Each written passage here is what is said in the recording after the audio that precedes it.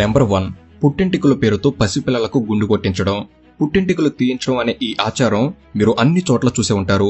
పిల్లలు పుట్టాక మొదటి సంవత్సరం లోపు వారి మాడు అనేది గట్టిపడ్డాక తల్లిదండ్రులు పిల్లల తలపై ఉన్న వెంట్రుకలన్నిటినీ గుడిలో తీయిస్తారు. ఇలా చేయడం అనేది పూర్వం నుంచి వస్తున్న సాంప్రదాయంగా మాత్రమే అందరూ భావిస్తారు. కానీ ఈ ఆచారం ఏర్పాటు చేయడం వెనక ఒక సైంటిఫిక్ రీజనే దాగి ఉంది. సాధారణంగా ఒక బిడ్డ తల్లి కడుపులో 9 నెలల పాటు ఉండి పెరిగాక తర్వాత కానీ ఈ లోకానికి వస్తాడు. అయితే గర్భంలో ఉన్న ఈ 9 నెలల్లో లోపల ఉమ్ము నీటిలో బిడ్డ శరీరం అనేది పెరుగుతుంది. దాంతో కొన్ని రకాల సూక్ష్మ క్రిములు అనేవి బిడ్డ శరీరంతో పాటు తల పైభాగంలో కూడా ఉండి వాటితోనే బిడ్డ బయటకు రావడం జరుగుతుంది. ఇక బయటకు వచ్చాక కొత్త చర్మం వస్తూ శరీరంపై సూక్ష్మ క్రిములు అనేవి మెల్లగా పోతున్నప్పటికీ తల పైభాగంలో వెంట్రుకల విషయంలో మాత్రం అలా జరగదు. ఎంతలా మంచి మంచి షాంపూలతో బిడ్డ తల వెంట్రుకలను శుభ్రం చేసినా కూడా ఆ సూక్ష్మ క్రిములు అనేవి పూర్తి స్థాయిలో తొలగిపోవు. అందుకనే తలపై ఉన్న వెంట్రుకలను తొలగిస్తూ ఇలా గుండు చేస్తారు. ఈ ప్రక్రియ వలన తలపై ఉన్న సూక్ష్మ క్రిములు అనేవి పూర్తి స్థాయిలో తొలగిపోతాయి. అయితే కేవలం ఈ లాభం మాత్రమే కాదు, వెంట్రుకలు తీశాక బిడ్డ మాడు అనేది శుభ్రంగా ఉండటంతో సూర్యరశ్మి అనేది పిల్లల తలభాగంలోని చర్మంపై నేరుగా పడుతుంది. దాంతో ఈ సూర్యరశ్మి వలన పిల్లల్లో మెదడు అనేది వేగంగా త్వరగా అభివృద్ధి చెందడంలో సహాయపడుతుంది. అలాగే సిరల్లో రక్త ప్రసరణ బాగా జరుగుతుంది. అలాగే పసిపిల్లలకు ఇలా గుండు చేయించడం వలన పిల్లలకు దంతాలు సులువుగా వస్తాయి అనే శాస్త్రీయ నమ్మకం కూడా ఉంది. ఇక అంతేకాకుండా పిల్లలకు ఇలా గుండు చేయించడం వలన పిల్లల శరీర ఉష్ణోగ్రత అనేది కూడా నియంత్రణలో ఉంటుంది. అలాగే కురుపులు, మొటిమలు, విరోచనాల వంటి వ్యాధులు దూరమవుతాయని, బిడ్డ శరీరం కూడా చల్లబడుతుందని పెద్దలు తెలుపుతున్నారు. నెంబర్ 2. ఆడపిల్లలకు చెవులు కుట్టించడం. కేవలం ఆడపిల్లలకే కాదు, మగపిల్లల్లో కూడా ఇలా ఒక చెవిని కుట్టించడం చూస్తుంటాం. అయితే ముఖ్యంగా ఆడపిల్లల్లో ఇలా 2 చెవులు కుట్టించడం అనేది ప్రతి ఒక్కరి విషయంలో జరిగే సాధారణ విషయం. ఇలా చేయడం వలన కలిగే లాభం లేదా సైంటిఫిక్ రీజన్ చూసినట్లయితే మన చెవుల్లోని లోబ్స్ లోని మెరిడియన్ అనే పాయింట్ మెదడులోని కుడి ఎడమ అర్ధగోళాలను కలుపుతూ సంక్రియం చేయబడి ఉంది. అందువలనే చెవుల్లోని ఈ లోబ్స్ ప్రాంతాన్ని మనం కుట్టడం అనేది అక్కడి చుట్టుపక్కల నరాల ప్రాంతాలను ప్రేరేపిస్తుంది. ఫలితంగా శరీరం యొక్క శక్తి ప్రవాహం అభివృద్ధి చెందడం, శరీర విధులు, అంతర్గత అవయవాల నియంత్రణలో పనితనం మెరుగ్గా అవడం జరుగుతుంది. అలాగే ఇలా చెవులు కుట్టడం అనేది మెదడు అభివృద్ధికి, స్త్రీల పునరుత్పత్తికి, ఆరోగ్యానికి సహాయపడుతుందని పెద్దలు నమ్ముతున్నారు.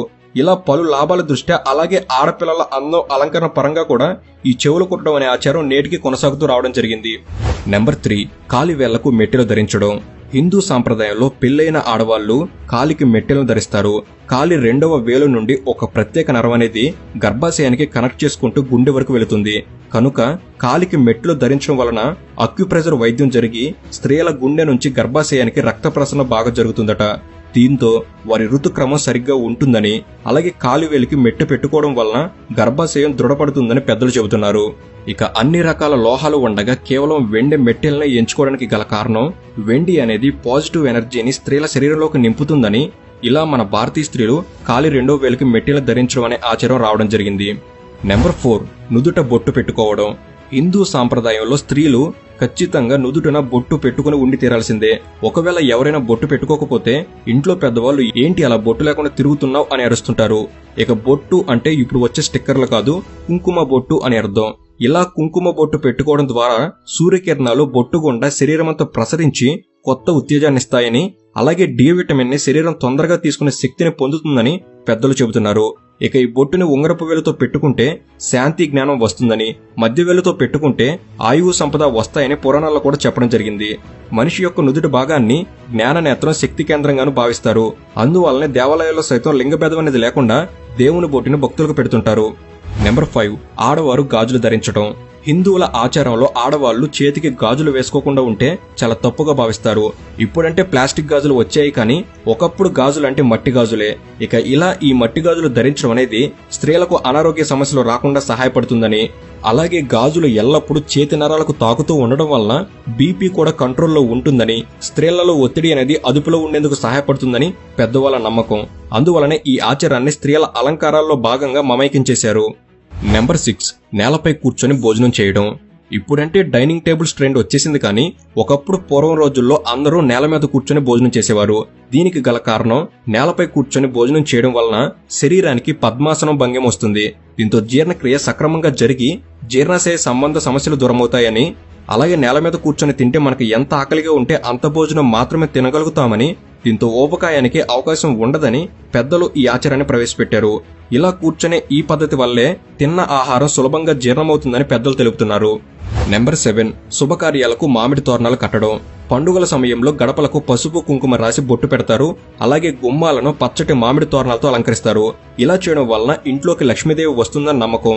ఏ పండుగకైనా మామిడి తోరణాలు ఉండటం అనేది ఖచ్చితమైన ఆచారంగా భావిస్తారు. అయితే దీని వెనక సైన్స్ కూడా దాగి ఉంది. సాధారణంగా పండుగల సమయంలో ఇంట్లో ఎక్కువ మంది ఉంటారు. అంటే ఇరుకైన ప్రదేశంలో ఎక్కువ మంది ఉండటం అనేది అక్కడ ఉన్న ఆక్సిజన్ స్థాయిని తీవ్రంగా తగ్గిపోయేలా చేస్తుంది.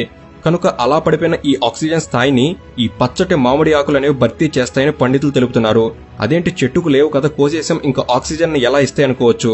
అయితే మామిడి ఆకులు కోసేసిన తర్వాత కూడా కనీసంగా 2 నుంచి 3 రోజుల పాటు అవి ఆక్సిజన్ ని అందించగలవట. వాటికి ఆ సామర్థ్యం ఉందట. అందుకే ఈ కారణాల దృష్ట్యా ఇంటి ముందు మామిడి తోరణాలు కట్టడం అనేది హిందూ సాంప్రదాయాల్లో భాగంగా చేశారు. నెంబర్ 8, నిద్రపోయేటప్పుడు తలను ఉత్తరానికి ఎందుకు పెట్టకూడదు. భూమికి అయస్కాంత క్షేత్రం ఉన్నట్లుగానే మన శరీరానికి కూడా అయస్కాంత క్షేత్రం ఉంటుందట. ఒకవేళ మనం ఉత్తర దిశగా తలను పెట్టి పడుకుంటే మన శరీరంలో ఉన్న ఐరన్ మెదడుకు ప్రవహించి బీపీ, గుండె సంబంధిత సమస్యలు వస్తాయట. అలాగే తలనొప్పి, అల్జీమర్స్, పార్కిన్సన్స్ డిసీజ్ వంటి వ్యాధులు కూడా వస్తాయట. కాబట్టి వీటిని దూరం చేసేందుకు గాను తలను ఉత్తరం దిశకు పెట్టి నిద్రించకూడదు అని పురాతన కాలం నుండి చెప్తున్నారు. అందుకే హిందువులు దీన్ని ఆచారంగా భావించి ఉత్తర దిశ వైపు తలను అసలు పెట్టి పడుకోరు. నెంబర్ 9, ఉపవాసం ఉండటం. వారంలో ఏదో ఒక రోజు దేవుడికి పూజ చేసి ఆ రోజున ఉపవాసం ఉంటారు. అందరి ఇళ్లలో ఇది సాధారణంగా చూస్తూనే ఉంటాం. అయితే ఉపవాసం ఉంటే దేవుడు కరుణిస్తాడు, కోరిన కోరికలు తీరుస్తాడు అని పెద్దల నమ్మకం. అయితే ఇది మాత్రమే కాదు, ఆయుర్వేద ప్రకారం చూసినా ఇలా ఉపవాసం ఉండటం అనేది చాలా మంచిదట. ఎందుకంటే ఉపవాస సమయంలో మన జీర్ణ వ్యవస్థకు పూర్తిగా రెస్ట్ దొరుకుతుంది. దీంతో శరీరంలో ఉన్న పలు విష పదార్థాలు బయటకు వెళ్లగొట్టబడతాయి. దీంతో పాటు శరీరం దానికదే రిపేర్ చేసుకుంటుంది. ఇక ఉపవాసం ఉండటం వలన డయాబెటిస్, గుండె జబ్బులు, క్యాన్సర్, బ్యాక్టీరియా ఇన్ఫెక్షన్స్ వంటి వ్యాధులు కూడా రాకుండా ఉంటాయని సైన్స్ చెబుతుంది. అయితే అలా అని అన్ని రోజులు ఉపవాసం చేయకూడదు. కేవలం వారంలో 1 లేదా 2 సార్లు చాలని పెద్దలు చెబుతున్నారు. నెంబర్ 10, రావి చెట్టును పూజించటం. రావి చెట్టు ఇది అందరికీ తెలిసిందే. ప్రతి హిందూ దేవాలయంలో ఈ రావి చెట్టు ఖచ్చితంగా ఉంటుంది. అయితే ఈ చెట్టుకు కాసే పండ్లతో మనుషులకు ఎటువంటి ఉపయోగం లేదు. అయినా కూడా ఈ చెట్టును దైవంగా భావించి హిందువులు ఎంతో భక్తితో పూజలు చేస్తుంటారు.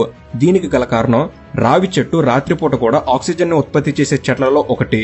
సాధారణంగా రాత్రి సమయాల్లో దాదాపుగా అన్ని చెట్లు ఆక్సిజన్ కి బదులుగా కార్బన్ డైఆక్సైడ్ విడుదల చేస్తాయి. కానీ రావి చెట్టు ఇలా చేయదు. కాబట్టే ఈ చెట్టును రక్షించడానికి అప్పటి పెద్దలు పవిత్రంగా భావించేలా చేశారు. అంతేకాదు దీని చెట్టు ఆకుల్లో tannic acid, aspartic acid, flavonoids, steroids, విటమిన్లు, మెథియోనిన్, గ్లైసిన్ వంటి పోషకాలు ఉన్నాయి. ఇవన్నీ కూడా రావి చెట్టు ఆకుల్ని అద్భుతమైన ఆయుర్వేద ఔషధాలుగా మార్చాయి. అందుకనే ఆయుర్వేద పరంగా రావి చెట్టు ఆకులు ఎన్నో జబ్బులను నయం చేస్తుంది. ఇలా పలు కారణాల దృష్ట్యా రావి చెట్టును హిందూ పురాణాల్లో పవిత్రంగా భావించడం జరిగింది. నెంబర్ 11, 2 చేతులు జోడించి నమస్కారం చేయడం. హిందూ సాంప్రదాయాల్లో ఎవరైనా తెలిసిన వారు కానీ పెద్దవారు కానీ ఎవరైనా సరే కనిపిస్తే మర్యాదపూర్వకంగా ప్రతి ఒక్కరూ చేసేది ముందుగా 2 చేతులు జోడించి నమస్కారం చేయడం. అయితే ఇలా చేయడానికి ఒక కారణం ఉంది. అదేమిటంటే మనం నమస్కారం చేసినప్పుడు మన 2 చేతులు కలుస్తాయి. ఆ సమయంలో మన మునివేళ్లు ఒకదానికి ఒకటి ఒత్తుకుపోతాయి. అలా అవటం వలన మెదడులోని జ్ఞాపకశక్తి నాడులు ఉత్తేజితమై అలా పలకరించిన వ్యక్తుల్ని ఎక్కువ కాలం గుర్తు పెట్టుకునేలా చేస్తుందట. అందుకే 2 చేతులు జోడించి నమస్కారం చేయడం అనేది మన పెద్దలు ఆచారంగా పెడుతూ రావడం జరిగింది. అయితే ఈ నమస్కారం అనేది అన్ని లింగాల వారిని తాకకుండానే గౌరవించేలా, ప్రేమగా పలకరించేలా ఉంటుందని కూడా పెద్దలు దీన్ని హిందూ సాంప్రదాయాల్లో భాగంగా మార్చారు. నెంబర్ 12, సూర్య నమస్కారం చేయడం. హిందువులు చాలా మంది ప్రతిరోజు సూర్య నమస్కారం చేయడం చూస్తూ ఉంటాం.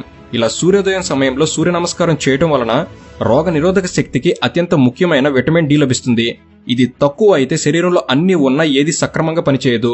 ఇక ప్రతి సూర్య నమస్కారంలో 12 ఆసనాలు ఉంటాయి కాబట్టి మనం 12 సార్లు సూర్య నమస్కారం చేస్తే 288 భంగిమల్లో శరీరాన్ని వంచినట్లు సమానం.